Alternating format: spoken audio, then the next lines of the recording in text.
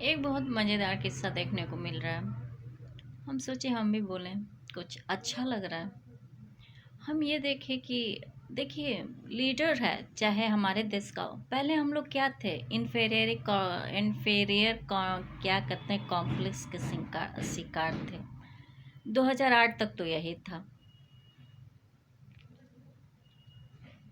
अरे state level के बच्चे सेंट्रल लेवल के स्टूडेंट्स या फिर लॉ जनरल एलएलबी एंट्रेंस पास किए हुए क्लेट वालों से डरते थे। बड़ी ख़राब हालत थी। अब तो सही है। हमारे टाइम में लड़कियां लॉ नहीं कर सकती, लड़कियां वकालत नहीं कर सकती, बहुत डर था। लड़कियां शादी के लिए ना नहीं कर सकती, ये अधिकार लड़कों का ही है। लेकिन इतना भी कॉन्फिडेंस नहीं बढ़ जाना चाहिए कि मोरालिटी खो दीजिए। देखिए, जब आदमी मोरालिटी खोया, जब जब दुष्टता किया, वो कुटाया है। चाहे वो लाल फीता शाही हो, 2008 से 2013 तक खूब कुटाई। चाहे वो कोई भी हो, पुलिस डिपार्टमेंट के देखे एमएलए तक दौड़ा दौड़ा के पब्लिक मारी। अब पब्लिक गुंडागर्दी करती है तो फिर लॉ मारेगा, लेकिन मार तो सब खा रहे हैं।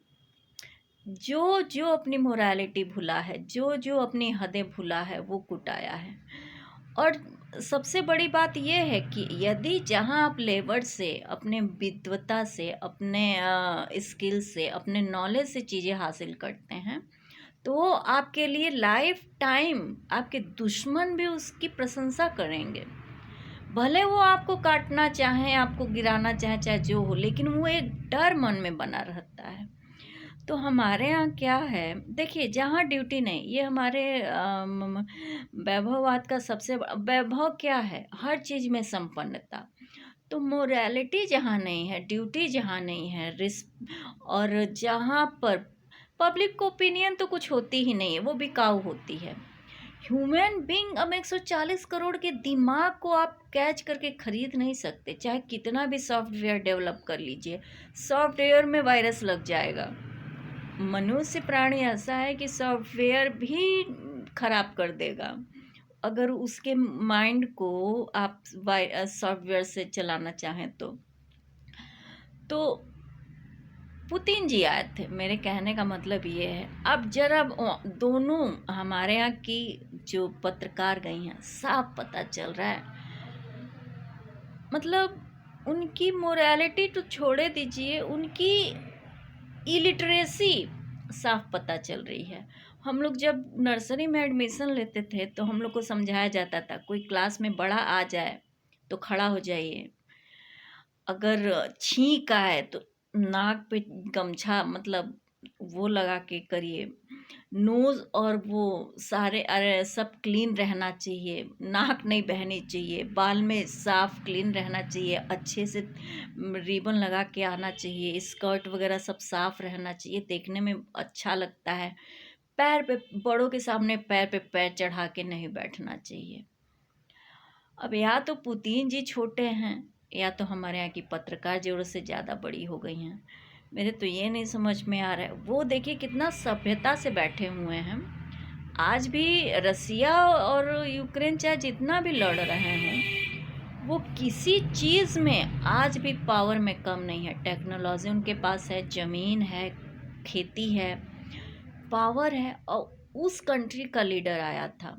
हमारे यहाँ 140 करोड़ जनता हो गई, ठीक है, मान लीजिए।